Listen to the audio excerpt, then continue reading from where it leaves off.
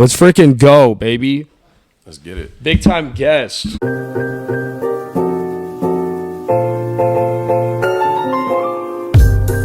Yo, what's up, everybody? Welcome to another podcast, another Groff Show podcast.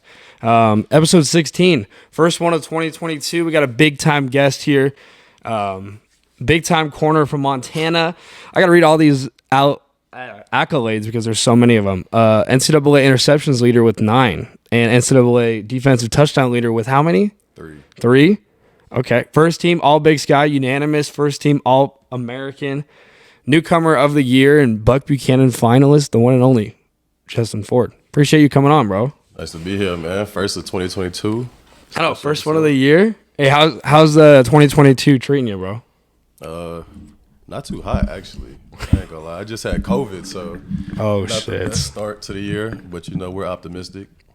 I got you. Yeah. Hey, how did Justin Ford get to Montana? I'll start from Louisville, kind of. At a JUCO, I went and committed to Louisville. Time there was very short, to be honest. I was there for 2 months. I had a couple scrimmages. I was there for a whole semester, but I only played for 2 months because I was hurt.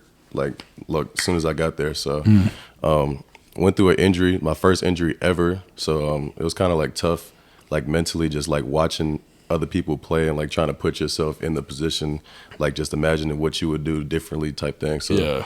That's kind of what I was going through there. Kind of the reason behind my injury goes further. I don't want to put a university on blast, but felt like things was mishandled there. So one of the schools that I had coming out of my JUCO was Montana. And yeah, it was a smaller school. So at the time, I was still talking to Coach Cox was the coach here at first, and that's who I was talking to throughout my process. But ultimately, I knew I was going to go to Louisville.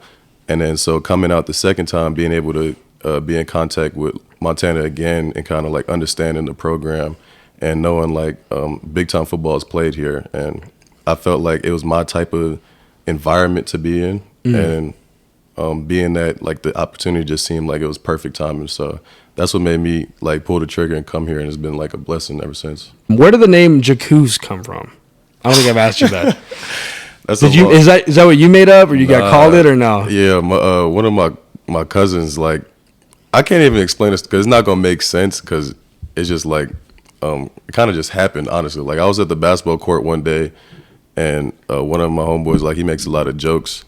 So one day I came to the court and I had on some basketball shorts, no socks, slippers. I came from the pool kind of thing. It was just out the random, went to the basketball court, and he called me jacoose. That day he said it, and people started laughing, and I laughed my damn self because it was funny. But I'm it stuck. After that, the next week in school, he said it a couple times. A couple other people said it, and then after a month, people saying it. 2 months now, my parents call me by it. So it's funny. Yeah, that's how it came though. Damn. Just kind of spur of the moment. Yeah, and then it came over to Missoula too. Everyone's calling you jacoose and stuff like that. It kind of worked though, because at the time, on my football team in high school, there was 5 Justins. So none of us, it's funny because none of us actually go by Justin now. It's different names Spark, JG, Coos. So it kind of stuck because you don't want to say Justin and 5 people turn their head. There's so many Justins in the program and the facility and stuff like that too. What are some things, looking back on 21, I mean, you had a monster season. People might have said that's one of the best seasons at Montana for a corner.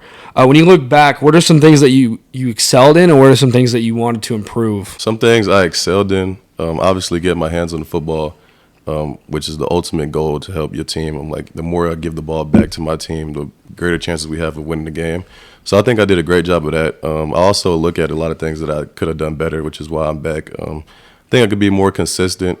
This year, for the first time in my career, I gave up 2 touchdowns. That's never happened before. So I want to get to being very dominant. I'm this season was a showing of dominance, but I want to come back and clean things up and be more in tune. Yeah, you talked about declaring for another year. Is that basically, was that your reason why you wanted to come back for one more year instead of declaring for the draft, and what ultimately led to that decision? Yeah, there was a couple reasons. Honestly, I think a big thing was a national championship. I think if we did win one, it would have affected my chances of leaving, kind of feeling like I accomplished more. But there's definitely like some more food on the table, and I feel like there's things that we have to accomplish as a team, and that I want to accomplish as a player. Is like ultimately why I came back. Damn. So you guys have been in condo. This is about to be the second week. Your first week because you had COVID for the first one. Talk about the vibes on the team. I know there's a lot of new guys coming in. Just kind of talk about the mindset that you guys have this year because you got a completely different team from last year. Yeah. I just feel like everybody's eager, and like there's a lot of people that's hungry. We got people come back from injury, you know, Marcus, Sos, other names. I'm like, the team is just ready to go. I'm like, last year I think we felt like we were a national championship team. I'm like, we didn't hit our main goal, but at the end of the day, I like to look at things in a positive light. So I'm like, we had the Washington win, revenge against Eastern Washington game. We got the Cup at Idaho, beat Montana State. So I'm like, there's things that we could build off of. Ultimately, though, it's definitely the national championship. Oh yeah, I need that flight to I need that flight to Frisco, baby. I need that. Me too. I need it.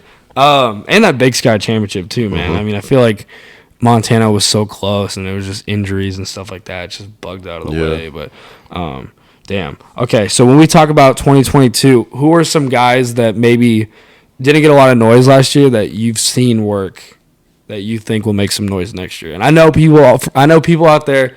Forget the name. Marcus Knight hasn't played in over 3 years, bro. Yeah. Marcus, I always call him the real 2-1, man. Yeah. That dude is a beast. And I think that's actually who I'm most excited to see back, just because when he was, like, doing his thing here, I wasn't here for it. So, yeah, I was about to say, you weren't there. Yeah. Not even watched spring ball, too. I've watched videos. Like, I've seen what he could do. So, like, that's who I'm, like, most excited for to actually see get back out there. What about on the defensive side? Because you guys were obviously a dominant defense last year. You guys bring back a lot of players, but you also miss some as well. For sure. I think this is a big year for TC. I definitely think it's a big year for TC. His first full year being at safety, you know, last year. He played corner to start off and then made the transition to safety. And I think he started making plays, like a lot of plays towards the end of the year, like big time. So I think defensively, TC, we got some new corners in, you know, Rob, Jaden, Corbin to step up as well, like he has been. I don't know. I really think the DBs could take this team to a next level. I think in that last year we did a good job of getting the ball back.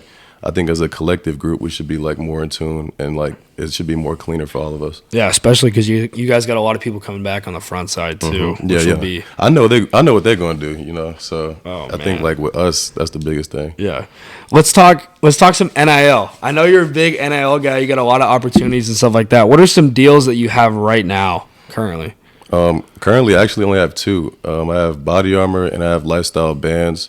Shout out to those 2. I had some more throughout the season, but like I kind of want things that's like about me. Like, I don't want to just do things here and there. I just want to do like things that actually like can work for me. What are some future deals that you want to get your hands on, either in town or people send you stuff, or like what? I for sure want to do one in town, especially the fact that I'm coming back. I want to do something like for like Montana type thing. I have a lot of love for this city. I like being here, honestly. So that's probably like the next thing, or like I don't know, just something like football related. Like I really like the what's the compression thing? You know what I'm talking, like the Normatec. Oh, like the Normatec, something like that. That'd be tough. Like free Normatec. Yeah, I love something like that. So that'll probably be like something next that I'll look forward to. Or like a car dealership or something like that we were talking about before too. Yeah, or that if you're listening, we could do something. You see what Jackson Smith and Jigba got today?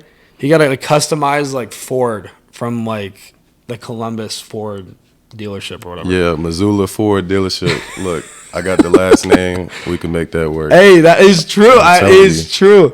Oh my God, that is true. Let's get into some fan questions. We got a lot of fan questions here. Appreciate your time. We got a lot of questions here. What are some of your game rituals? I mean, you're a guy who likes to wear some swag. You got the pit vipers on. You got the knee pad things. Like, what are some of your game day rituals?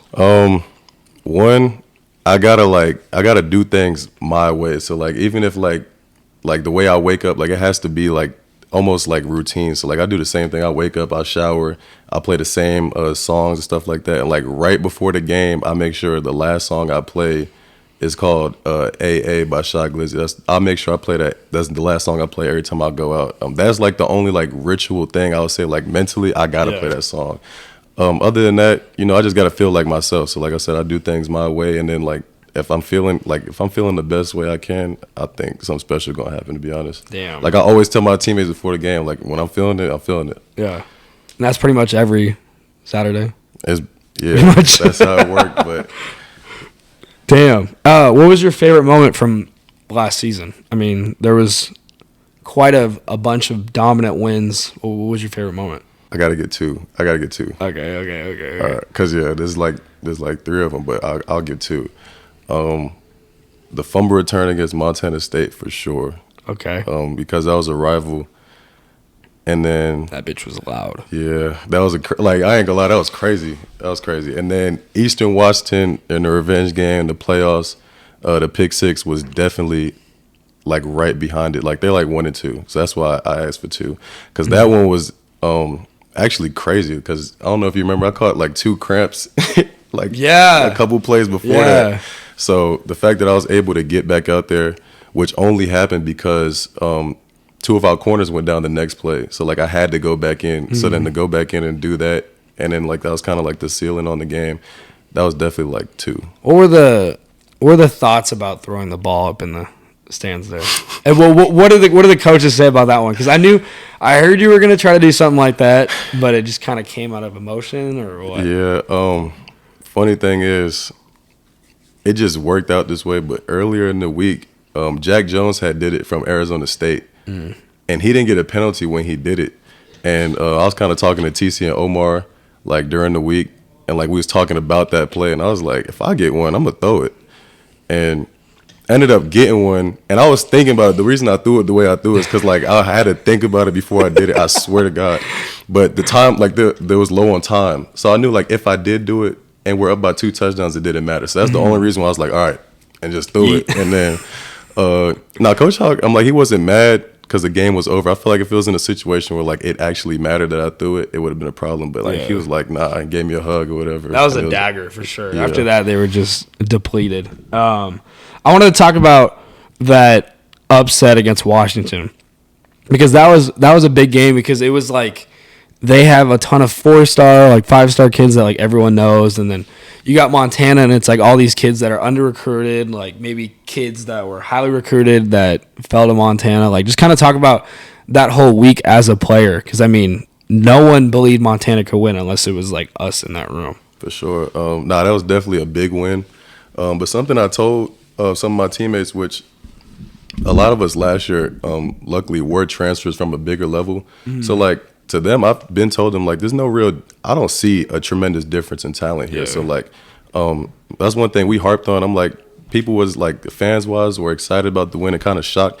We weren't shocked, though. I'm like a couple months before that game, we was talking about we should beat them. And if we do everything right, we should beat them. So, I'm like, it was an amazing feeling. The city like was lit. Missoula was lit. Bro. I'm like, we got back at like 4:30, and I texted my address. So I was like, hey guys, like let's have a party at my house. And like literally in 20 minutes, there was like at least 200 people in here. Yeah, no, it was definitely cool. But I think for the team, it was just more so feeling rewarded because, like, we had fall camp before that. That was the first game. Oh, yeah. So it's like all the hard work, and, there's always going to be doubt and people question on why we do things a certain way. But when you win a game like that off the rip, it's worth it. So that was kind of At first, Samuel Akem, where does the nickname Blanket come from? Big Blanket, man. So this came from I had a week of practice where I felt like I was clamping them.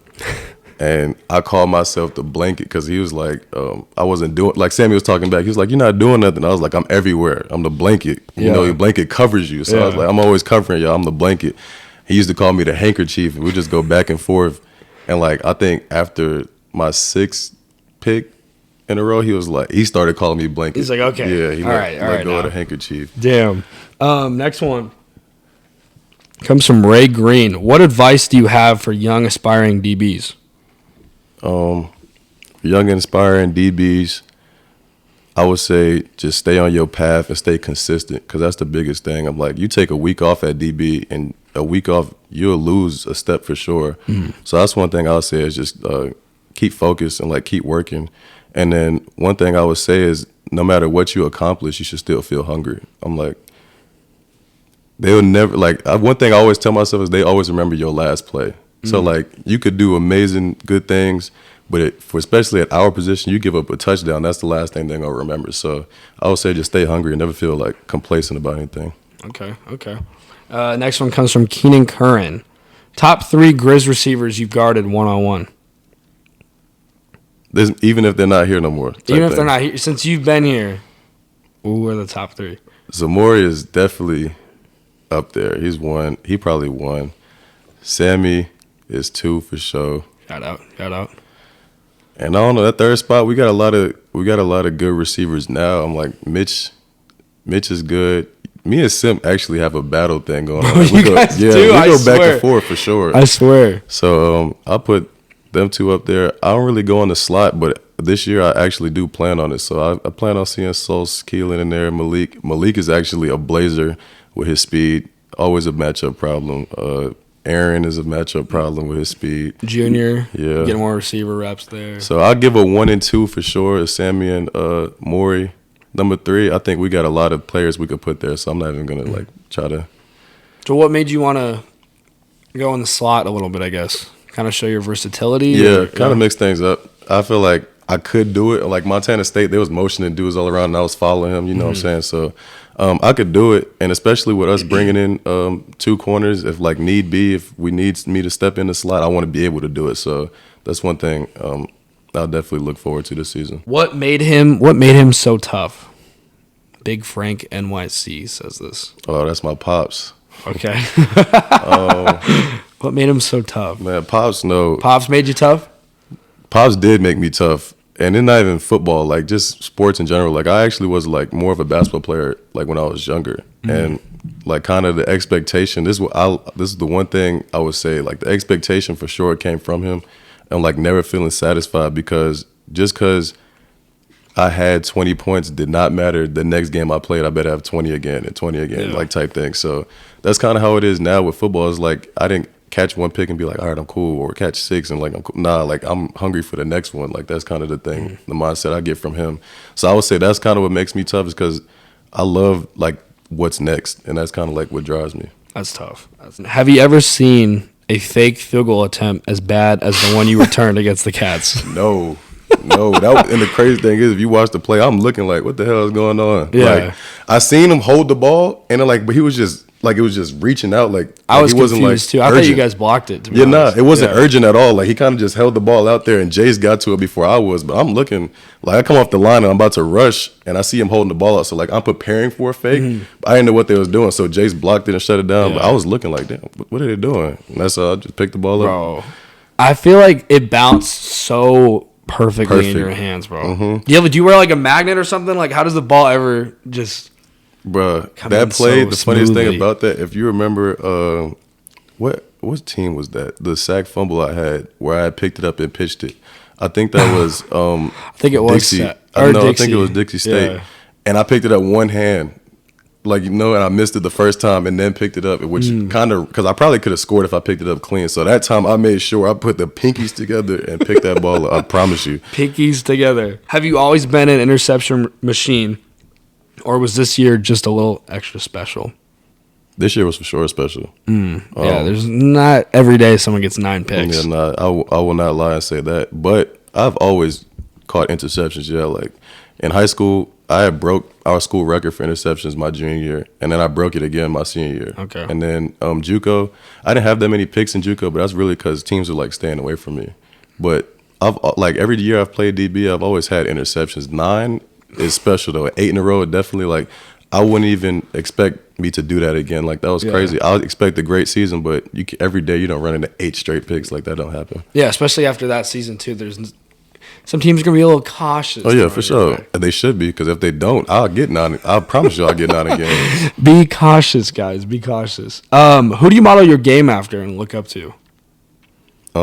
There's 2 main ones. I feel like I know one of them. Just based on your swag, I feel like Jalen Ramsey. That's one. Yeah. That's one. Marcus Peters is 2 though. which I feel like a lot of people are asleep on Marcus Peters, but he's actually like smarter than your average DB. Them two together were nuts. Exactly. That's you don't get. I think he had like 25 picks in 3 years. Like that don't happen unless you know something. Like so. Yeah. That's kind of who I model my game after because he knows when to take his chances and sometimes when not to. I'm like he gets caught up a couple times. Obviously, that's just any DB, but you can't be scared to make a play. And then the third one, I'll say people are asleep on Marshawn Lattimore too. Just technique-wise. I'm like, he doesn't make as many plays as the two I just named, but his technique is like some of the cleanest that I've seen. Okay. Yeah, Marshawn Lattimore has been kind of off the radar too because the Saints have been kind of down. But speaking of NFL, I mean, I had to get you on. It's Super Bowl week. Fortunately, this guy's a Rams fan. I've lost so much money to this dude. It's just unfortunate. How did you become a Rams fan? Let's see, man. I'm a new guy here. You know, Matthew Stafford came over. I'm actually a Matthew Stafford fan. So, like, you know, I was in the Detroit days, the terrible Detroit days. But as soon as Matthew Stafford came over here, I made the trip over here as well. You know what I'm saying? But that was a good choice. That was a good choice. You know, Super Bowl bound. You can't hate on it. You can't hate on it. I went through I had the 0-16 season. I went through all that. So you've been repping them since day one, so I guess I can let it happen. But facts. Jersey on the way. I was about to say, I thought you were going to wear one when you pulled up. Nah, the Super Bowl jersey's on the way, though. Oh, you're going to get a Super Bowl jersey? Mm-hmm. Okay. What are your thoughts on the Super Bowl? What are your honest thoughts? And then if the Rams win, what are you going to do? You going to go to Disneyland, or what are you going to do? Celebrate? One thing you should know is I've been very, like, content with the playoffs. Like, I've been calling these games. I've been like really chilling throughout. Like I'm not all right. Besides the Bucks game, dude. Besides that game, because you texted us in the third quarter, you're like, "Bring me my money." And I literally cashed apped you in the third quarter because like, there's no way. And then he came back and.